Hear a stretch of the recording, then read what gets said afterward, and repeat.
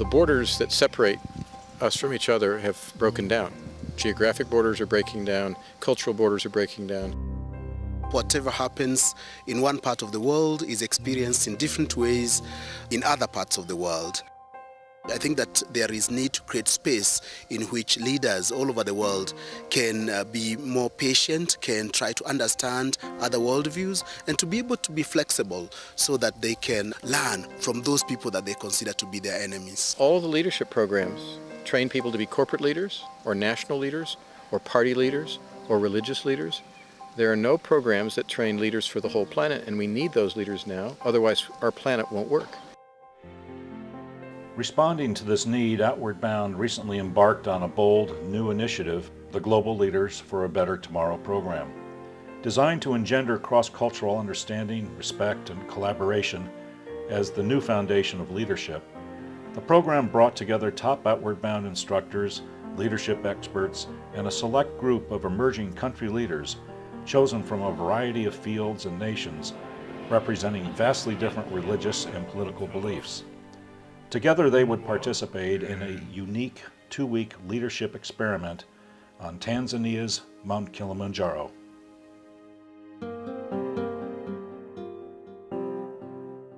I hope coming out of this that I look at things and see things through a slightly adjusted lens. I'm instructor in the Army Staff College.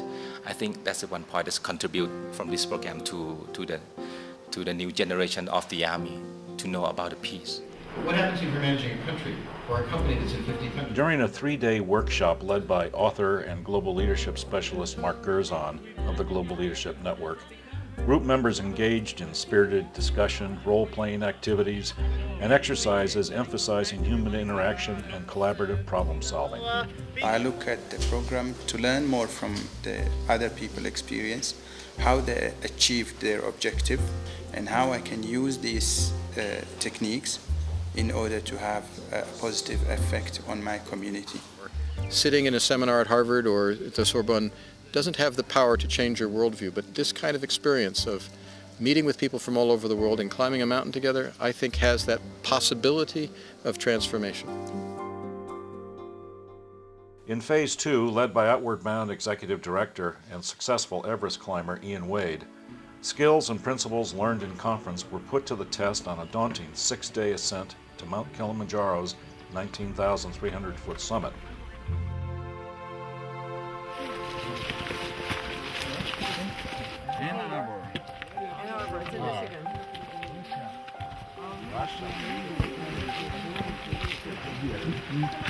Hakumaliza. Hata tulipozungumza naye si alikuwa na mengi, nilikuwa pale pale. Ndio. Pamoja.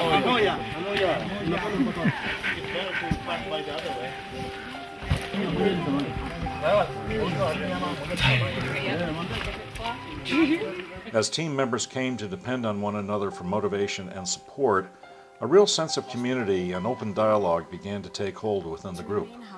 And to keep asking questions.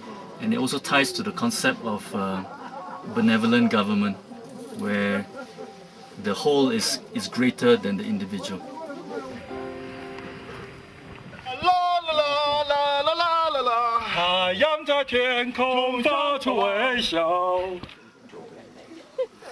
As the ascent continued and exhaustion set in, the climbers strived to maintain the delicate balance between providing mutual support and respecting each other's cultural differences.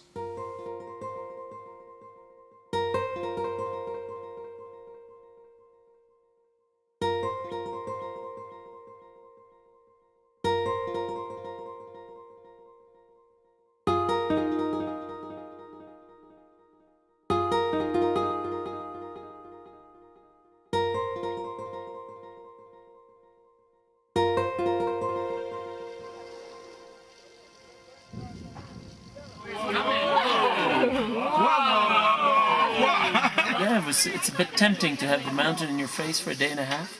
So it's great that we're going to get to go and visit her tonight. I'm worried a little bit about that I have not slept the past 3 nights. And I wanted to sleep tonight either. So I'm worried about, or I'm I'm already preparing for my feelings when some of us don't make it.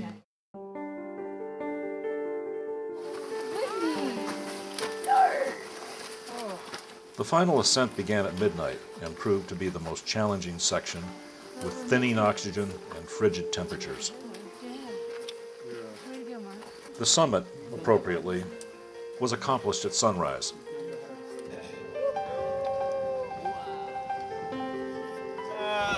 Grandma, you got it.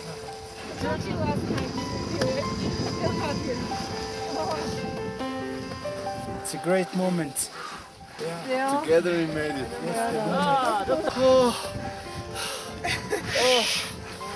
Thank you. This goes to show the power of love, really, for the people that you really care about and how that could really drive you. Picture. Say yeah!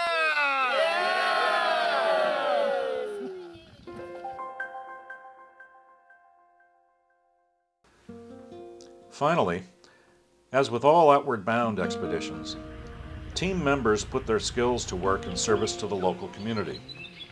The group engaged with park officials, professional outfitters, and others in a first ever dialogue on environmental degradation and employment practices. A coalition of these local leaders has continued to meet ever since. Somebody wise on the trail was telling another person that the most important thing we have to do is to educate the young. And I overheard that, and it just hit my heart really hard. And I need to go back to the real need, which is the students.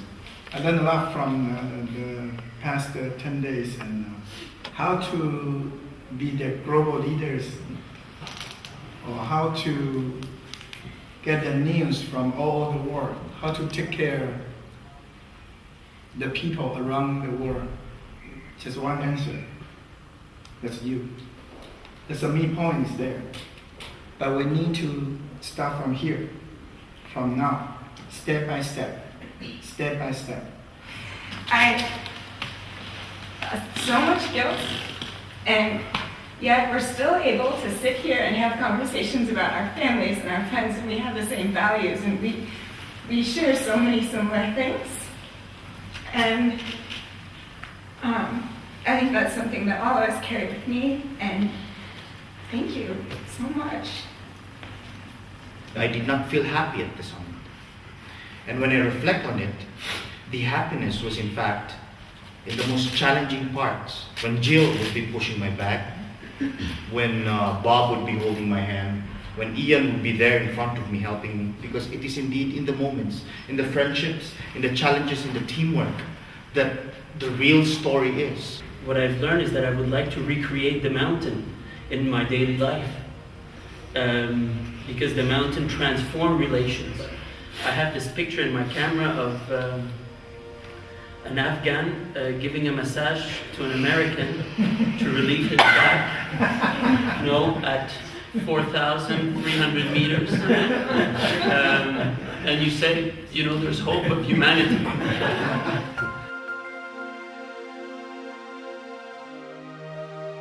For 65 years, Outward Bound has been helping millions of people discover their potential. Each year, over 200,000 people in more than 100 organizations worldwide have an Outward Bound experience. As you look across today's rapidly changing, interconnected, tension-filled world, you have to believe there's a better way. You have to question the traditional notions of how we live together. And you have to question the current notions of leadership that clearly are failing to solve New World issues today. At Outward Bound, we believe we can help alter that dialogue and positively shape perspectives of those who will lead us into the future. One organization may not be able to change the world, but we can influence the next generation of those who will.